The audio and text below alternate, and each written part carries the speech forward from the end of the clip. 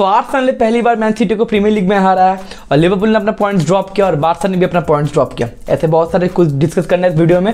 So welcome to our channel football multiverse and welcome to our new video. Right, first come first हम लोग बात करेंगे Arsenal versus city के बारे में। राइट, जो मैच एमिरेट्स में कल खेला गया and as a neutral fan match बहुत बोरिंग था, मैच बहुत लो स्कोरिंग था, लेकिन एज अ फुटबॉल टैक्टिक्स अगर मैं बात बोलूँ मैच बहुत इंटरेस्टिंग था क्योंकि दोनों के दोनों मैनेजर अपने मैच को कंट्रोल में लाना चाहते थे, इसलिए दोनों के दोनों मैनेजर मिडफील्ड में एक्स्ट्रा मैन खिलाए, इसलिए थोड़ा बहुत मैच न्यूट्रलाइज हो गया। कहना कि इंटरसेप्शन ज़्यादा हुआ था मिडफील्ड में, इसलिए कहना कि अटैकिंग थ्रेट ज़्यादा क्रिएट नहीं हुआ एंड इसकी वजह से मैच थोड़ा लो स्कोरिंग जोन पे चला गया। राइट, लेकिन के मैच से एक चीज़ क्लियर हो गया कि जिस चीज़ के ऊपर पिछले साल रियल मैड्रिड को और इस साल मैनचेस्टर यूनाइटेड को ट्रोल किया जाता है कि, लेकिन कल के मैच से ये क्लियर हो गया कि आपका नाम पेप गार्डियोला हो सकता है, आपका टीम का नाम मैनचेस्टर सिटी हो सकता है, लेकिन आपके सिस्टम में खेलने वाला अगर इंपॉर्टेंट प्लेयर्स ना हो तो आप भी स्ट्रगल करोगे। जी हाँ, क्योंकि कल के पूरे मैच में सिटी ने सिर्फ 4 शॉट मारे और उसमें से सिर्फ 1 शॉट ऑन टारगेट था।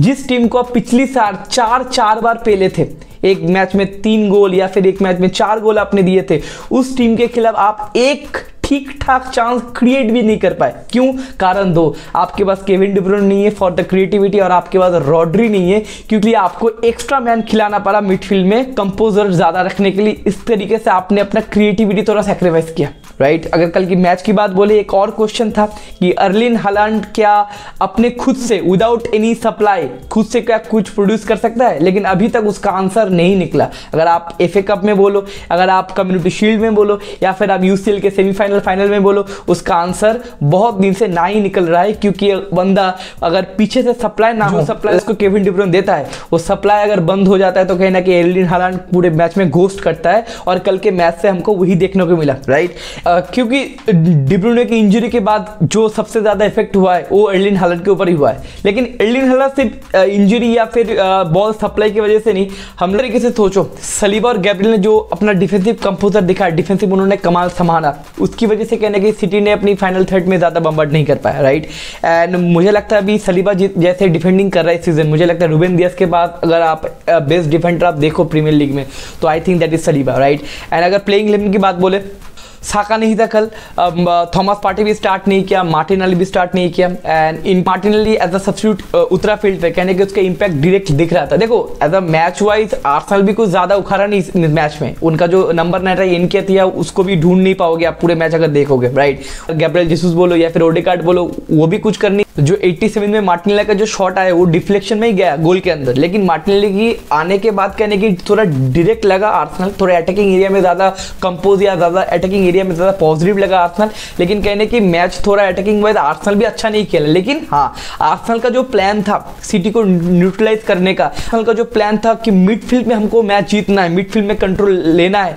वो कहने की आर्सेनल कर पाया और आर्टेटा पहली बार 12 मैच के बाद पहली बार पेप गार्डियोला को इस सिटी को हरा पाया और 8 से पहली बार सिटी को आर्सेनल के खिलाफ एक हार का सामना करना पड़ा। और एक रिकॉर्ड आप जानते हो, पिछले साल 4 बार सिटी ने आर्सेनल को बुरी तरीके से पेला, लेकिन बदला आर्टेटा और आर्सेनल ने अच्छी तरीके से लिया और कल एमिरेट्स देखने लायक था। राइट, लोग झूम रहे थे, लोग पूरा मोटिवेटेड थे और क्यों ना हो, वो सबसे टॉप परफॉर्मर या फिर जो लीग लीडर है, जो सबसे फेवरेट है इस बार प्रीमियर लीग का, उनको हराए एंड अभी आर्सेनल सेकंड पोजीशन में। राइट, अगर आप प्रीमियर लीग का टेबल देखो तो आप सरप्राइज हो जाओगे, पहले और सेकंड पोजीशन में लंदन के 2 club that is Tottenham and Arsenal. अब देखते हैं ये 1-2 पोजीशन कितना देर होल्ड कर पाएगा, लेकिन सिटी के लिए कंसर्न है क्या, सिटी पहली बार थोड़ा स्ट्रगल करते हुए देखी क्योंकि 4 मैच में सिटी ने पहली बार 3 मैच हारा। पहला उन्होंने न्यूकासल से EFL कप में मैच हार के नॉकआउट हो गए, उसके बाद उसके खिलाफ उन्होंने मैच हारा, उसके बाद थर्ड बार कल उनको हार का सामना करना पड़ा। Right, and that is a थोड़ा बहुत क्रम्बल पॉइंट तो है सिटी के लिए, लेकिन सिटी फैन के लिए मैं यही चीज बोलूंगा कि आपको डरने की उतना जरूरत नहीं है क्योंकि देखो दिसंबर तक सिटी ऐसे ही खेलती है, ऊपर नीच करती है, लेकिन सिटी एक्चुअल रन पकड़ती है आफ्टर जनवरी के बाद सिटी अलग लेवल पे चली जाती है और कहीं ना कहीं बैक टू बैक विन करके वो अलग लेवल पे अपना सीजन खत्म करती है। राइट, अब देखते सिटी वो कर पाएगी कि नहीं, लेकिन और रॉड्री भी वापस आ जाएगा, लेकिन केविन डी ब्रुयने अभी भी ऑफ रहेगा लंबे सीजन के लिए। एंड कहने की इंटरनेशनल ब्रेक है, पेप को थोड़ा देखने का मौका मिलेगा, कैलकुलेशन करने का मौका मिलेगा कि क्या चेंजेस कर सकते हैं। अब डी ब्रुयने तो लंबे टाइम के लिए बाहर है, लेकिन रॉड्री तो वापस आ जाएगा क्योंकि रॉड्री का तो इंजरी था ही नहीं, वो रेड कार्ड के लिए कल नहीं खेला, राइट। लेकिन कहीं ना बहुत चेंजेस करने की जरूरत है, मेंटली थोड़ा बूस्ट करना पड़ेगा। अब सिटी का मेंटली आप देख सकते हो कि पिछले साल उन लोग ट्रेबल विन करके आए, कहीं ना कहीं सिटी अपने आप को अपडेट कर ही देगा, अपने आप को एक मोमेंटम फिर से दे ही देगा, राइट। अब देखते हैं पेप गार्डियोला सिटी कैसे अपना सीजन टर्न आउट करता है इस कहीं ना कहीं एक छोटे से एक नेगेटिव फेज के बाद। एंड उसके बाद हम लोग आएंगे ब्राइटन में, जहां पे खेला जा रहा था ब्राइटन वर्सेस लिवरपूल, और वहां पे कहीं ना कहीं लिवरपूल का जो चूल है कि पहले हमको गोल कंसीड करना है, वो चूल कंटिन्यू रहा। पहले लिवरपूल ने गोल कंसीड कर लिया, और शायद मैकलिस्टर का ओनाना के साथ थोड़ा बातचीत हो रहा है अभी शायद फोन पे, क्योंकि पहला गोल जो हुआ वो ब्राइटन को ज्यादा मेहनत नहीं करना पड़ा, मैकलिस्टर ने वो गोल तो गिफ्ट में दे दिया। लेकिन उसके बाद लिवरपूल ने कमबैक किया, लिवरपूल ने अपना मेंटेलिटी, अपना जो है कैरेक्टर है लिवरपूल का वो दिखाया। साला ने बैक टू बैक 2 गोल दिए, उसके बाद ग्रेवेनबर्च के बाद भी एक अच्छा मौका था, ओपन गोल से बंदा मिस कर दिया, वो बंदा गोल कर देता तो मैच जीत ही जाता। लेकिन फाइनल 78 मिनट पे लुइस डंक जो ब्राइटन का कैप्टन है, वो बंदा एक गोल दे के कहीं ना कहीं मैच ड्रॉ कर दिया, और लिवरपूल का जो 2 पॉइंट्स है वो लिवरपूल मिस कर गया। अब लिवरपूल 4th पोजीशन में। अब देखते हैं लिवरपूल अपना गेम टर्न आउट कर पाएगा नहीं। अब देखते हैं आने वाले मैच में लिवरपूल अपना मोमेंटम फिर से कैरी कर पाएगा कि नहीं। एंड मैच अच्छा था, कंसर्न की बात बोलो तो उतना कंसर्न की बात है नहीं लिवरपूल के बाद। लिवरपूल बहुत पॉजिटिव फुटबॉल खेले, और 1-2 ऐसे मैच होते हैं जहां पे आप पॉइंट्स मिस करते हो या फिर पॉइंट्स ड्रॉप करते हो, लेकिन कहीं ना कहीं लिवरपूल अपना कमबैक करेगी, और लिवरपूल को 2 या 2nd या 3rd पोजीशन में लिवरपूल अपना कैंपेन खत्म करेगी, राइट। एंड उसके बाद हम लोग आएंगे, शिफ्ट करेंगे ला लीगा में, हम लोग जाएंगे ग्रानाडा पे, जहां पे ग्रानाडा और बार्सा का मैच हो रहा था, राइट। एंड बार्सा ने भी अपना पॉइंट्स ड्रॉप कर दिया। भाई मैच तो शुरू भी हुए नहीं हुआ था, बार्सा ने गोल ही कंसीड कर लिया। अब कैसे क्यों पता नहीं, वो मैच आप हाईलाइट देख लो।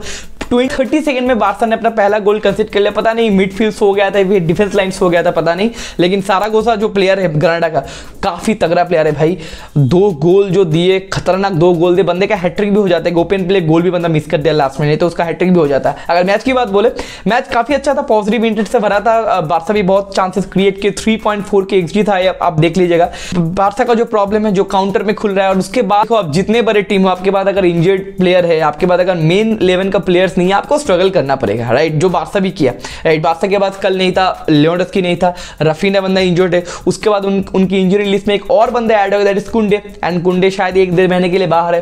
एंड आई थिंक जो रियल मैड्रिड का साथ जो उनका जो एल क्लासिको है, उसमें कुंडे 100% बाहर हो चुका है।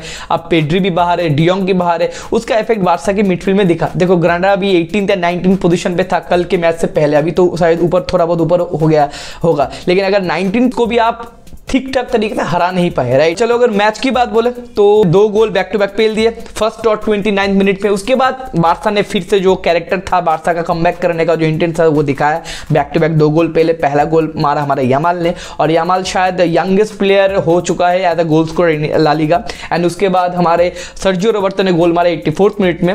लेकिन उसके बाद एक भी और गोल हो गया था, जाओ फेलिक्स ने गोल दे दिया था, लेकिन वो ऑफसाइड में रूल्ड आउट हो गया, नहीं तो मैच बार्सा जीत भी जाता। लेकिन अगर सारागोसा का अगर वो गोल हो जाता तो ग्रानाडा भी मैच जीत जाता। तो टीम के पास मौका था, दोनों टीम अगर बरी कर लेते तो मैच का रिजल्ट निकल सकता था। लेकिन इस मैच से सबसे फायदा जिसका हुआ दैट इज रियल मैड्रिड। अभी रियल मैड्रिड 1 नंबर पे 24 पॉइंट पे, एंड अभी शायद बार्सिलोना 3rd पोजीशन में 21 पॉइंट लेके, राइट। अभी रियल मैड्रिड से 3 पॉइंट कहीं ना कहीं पीछे है बार्सिलोना। अब ये थोड़ा एक्सटर्नल प्रेशर क्रिएट हो सकता है बार्सा के ऊपर, कहने की मैड्रिड थोड़ा आगे हो रहा है, और इस महीने के लास्ट में एक एल क्लासिको भी है, वो इंपॉर्टेंट हो जाता है। अगर वो मैड्रिड कहीं से भी मैच जीत जाता है तो कहने कि 6 पॉइंट का फासला हो जाएगा, और ला लीगा में एक एक्सटर्नल प्रेशर ज्यादा होगा जावी के ऊपर। आने वाले मैच में क्या होगा, आने वाला इंटरनेशनल ब्रेक के बाद जावी और अब बार्सा कैसे कमबैक करती है, और उनका जो पेड्री डियोंग है वो भी शायद धीरे धीरे 1 महीने के अंदर वापस आ ही जाएगा। अब देखते हैं जावी कैसे अपना टैक्टिक्स ठीक करता है या फिर कुछ अपडेट करता है, क्योंकि देखो बार्सा कहीं ना कहीं गोल बहुत ज्यादा कंसीड करी है, और इस चीज को जावी को थोड़ा संभालना पड़ेगा। Let's hope for the best, and देखते हैं आने वाले मैच में क्या होगा। And that's our video. And आप जानते हो आने वाले 2 वीक्स तक कोई क्लब फुटबॉल नहीं है, अभी इंटरनेशनल ब्रेक है, इंटरनेशनल मैचेस होंगे, और इंटरनेशनल मैच थोड़ा बहुत हम लोग कवर करेंगे। लेकिन हम लोग एक नया सीरीज लेके आ रहे हैं, दैट इज फुटबॉल हेरिटेज। जो यंग फुटबॉल फैंस है उनके साथ मैं कनेक्ट करना चाहता हूँ, उनको थोड़ा मैं फुटबॉल हिस्ट्री के बारे में बताना चाहता हूँ, इसलिए मैं ये नया सीरीज लॉन्च करने वाला हूँ, that is football heritage. And उसका जो फर्स्ट एपिसोड है आने वाले 2-3 दिन के अंदर आ जाएगा, और इस बीच में इस फुटबॉल की जो ब्रेक होगा 14 दिन में, इसमें कम से कम 3 से 4 में वो एपिसोड लाने की कोशिश कोशिश करूँगा।